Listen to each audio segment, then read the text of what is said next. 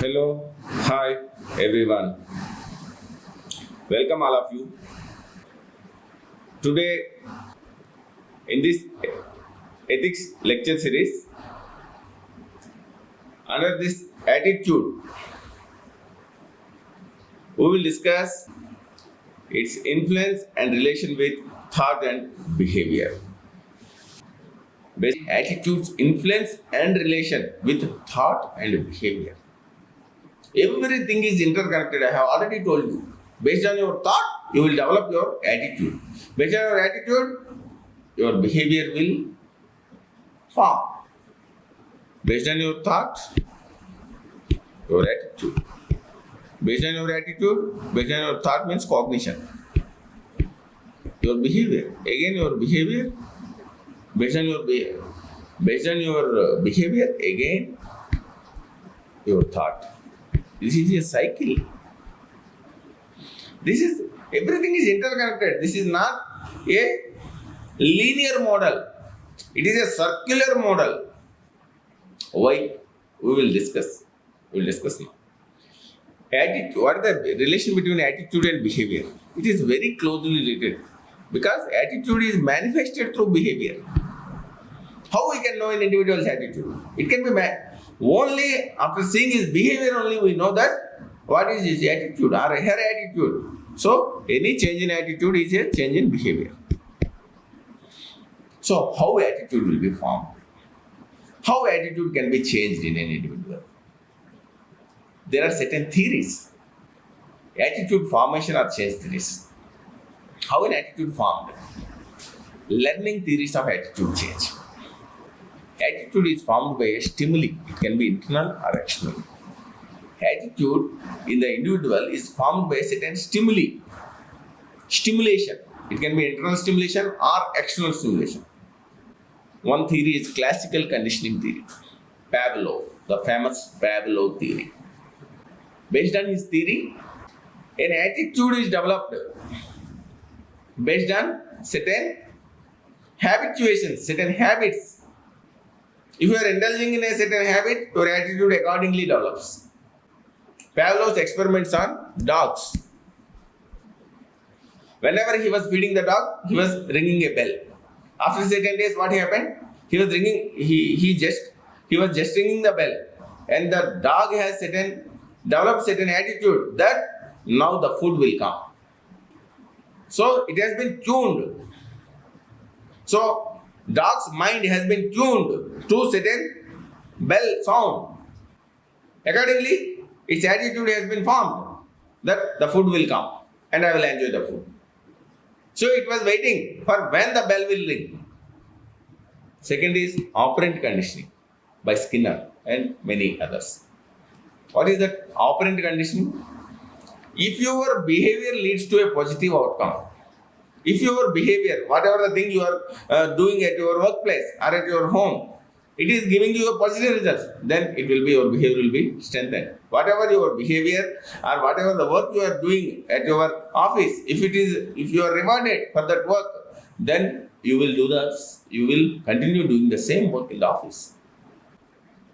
If your behavior is not rewarded, then that attitude will be suppressed. If you indulge in certain wrong things at your workplace, if you are punished, then you will not do those wrong things.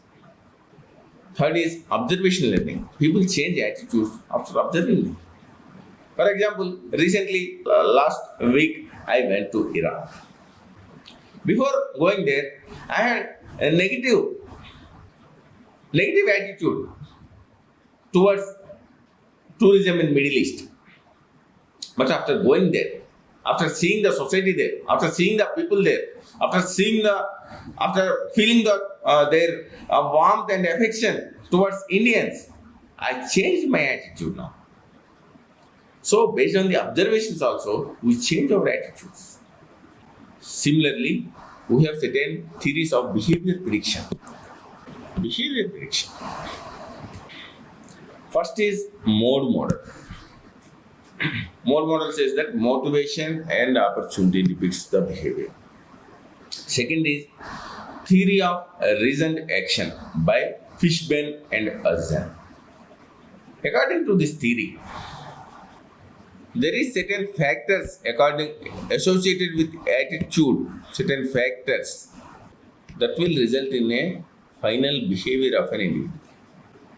People hold a positive attitude towards behavior as attitude is closely related to behavior. Based on the attitude, people behave, and at the same time, there are certain subjective norms. What friends or others think about their behavior. Subjective norm, social influence or peer pressure, that results into a certain behavior. For example, junk food and maybe drinking parties. Drinking parties and junk food, both are interrelated, both are interconnected. So maybe certain persons have negative attitude towards drinking and junk food. But in the party, while he is with the friends, he might drink or he might eat the junk food.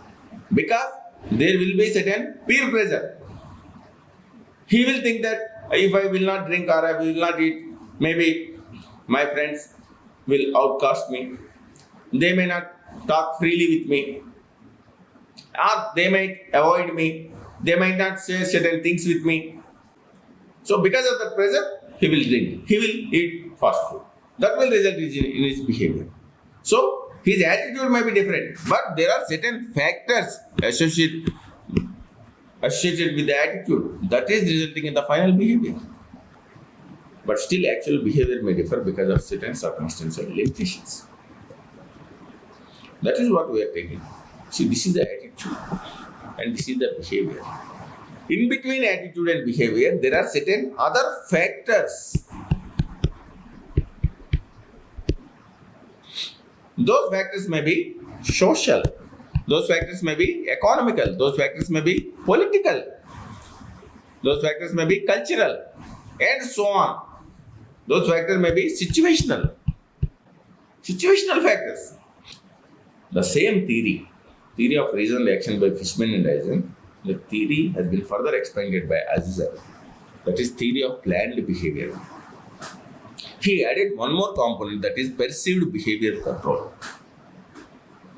Along with the attitude, positive attitude plus subjective norms, he has added this extra perceived behavior control. What is that perceived behavior control? How much people believe they can control the behavior? For example, I have an attitude, that is, I have negative attitude towards drinking. But I am sitting with friends, so that peer pressure will be there. So, I have to drink. Plus, how much I can control. Even though friends are there, how much I can control my behavior. If I can control, I will not drink. If I cannot control, I will drink. Why I will drink? Under peer pressure. Under peer pressure, I will drink. I hope you understood the concept. Similarly, encounter. I may not, individually as a police officer, I may not like encounter.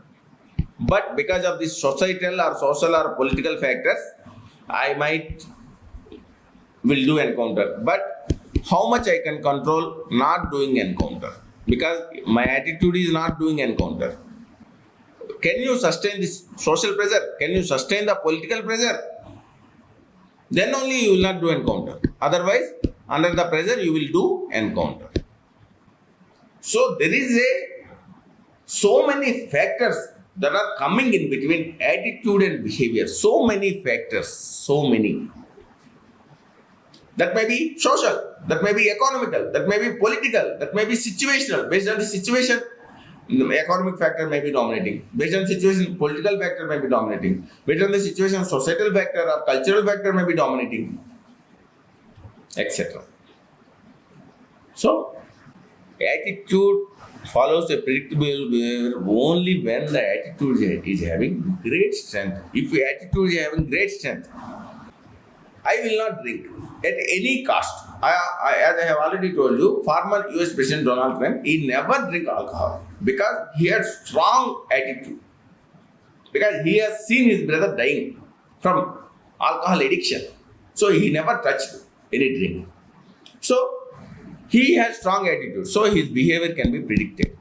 But if you are not having strong attitude, then your behavior cannot be predicted because there might be many factors that will come into the picture. Many factors that will come into the picture. That is what here we are saying. Only when attitude is strong, your behavior is predictable. If attitude is not strong, your behavior will be influenced by so many factors. As we have already discussed, there is a gap between attitude and behavior. That is the cognitive dissonance phenomena. Then the person will be under strong, very stressful situation. Then how the person, to reduce the stress, either he will have to change his attitude or will have to change his behavior to align both. Sometimes healthy attitudes may also result in harmful behavior. Someone may remain in abusive and potentially deadly domestic situation because they hold a negative attitude towards divorce. So maybe by having negative attitude, by suppressing whatever the things happening at home, only because he or she is having certain negative attitude towards divorce, he or she may be undergoing a lot of trauma. He may have to deal with a very deadly abusive situation at home. So finally we are saying that behavior can be influenced by the number of factors beyond attitude. Number of factors. That's why there is a gap between attitude and behavior. If attitude is only strong, then only it is followed by a predictable behavior. If attitude is not that much strong, there will be many factors that are coming into the picture. For example, as I already mentioned you many times that you have information about the negatives of fast food, but under peer pressure, you are having fast food, or maybe based on the situation that there is no other food is available, you are eating the fast food. So your behavior is not in line with your attitude. Maybe your negative attitude towards corruption, but based on certain situation, based on certain socio-economic political factors, you are giving bribes. So your behavior is being changed. So there is a lot of conflicting thoughts in your mind. Maybe you will be under a lot of stress. So what we have to do? Either you have to change your attitude or you have to change your behavior. That's why we are saying that we have to change our attitudes. So how to change the attitudes? How to reduce the stress? By planting an idea that challenges the contrast in your beliefs. So by providing some more information to make that attitude strong. For example, tax evasion is also same as the corruption. But the tax evader, he will either try to justify his action or change his or her tax evasion behavior. If you tell someone that tax evasion is also same as corruption, then maybe he might change his behavior. So we have to provide more information. Then maybe his attitude might change. Maybe if you can provide more information to your friend about drinking or fast food, maybe his attitude may be changed and he might have strong attitude. Then his behavior might be changed. Maybe under pressure also, under peer pressure also, or maybe under any situation also, he will not drink alcohol, he will not drink fast food. Like Donald Trump, he never drink alcohol because he has very strong attitude. Second is learning theory. By actively persuading others, we can change their attitude. We will discuss. We have another more topic, that is social influence and persuasion. Social influence and persuasion both are meant for changing the attitude of the individual. If an individual attitude changes, accordingly his behavior changes. Third is elaboration likelihood theory. Messages that are thought-provoking and appeal to logic are more likely to lead to permanent change. Messages that are thought-provoking and appeal to logic. So we do advertisements, campaigns, rallies, social media campaigns to change the individual's attitudes. I have noted down certain previous UPSC questions here. In 2021, they have asked that attitude is an important component that goes as input in the development of the human beings. How to build a suitable attitude needed for a public servant? The chapter has been introduced by UPSC only to help the public servants to cultivate certain positive attitudes in public servants. Second question, again asked in 2020, a positive attitude is considered to be an essential characteristic of civil servants, who is often required to function under extreme stress. What contributes to a positive attitude in a person? As I have already told you, attitude plus certain factors is resulting in behavior. So what are those factors? Social, economical, political. So if an individual's attitude is strong, he is having strong positive attitudes, then only he can cope this pressure and he will exhibit certain behavior while dealing with public problems. So what contributes to a positive attitude? Because he is required to function under extreme stress. Whatever the things we had discussed, the same things are being asked in questions. You have to understand the concepts very well to write a very good answers. Third question, our attitude towards life, work, other people and society are generally shaped unconsciously by the family and the social surroundings in which we grow up. Some of these unconsciously acquired attitudes and values are often undesirable in the citizens of a modern, democratic and egalitarian society.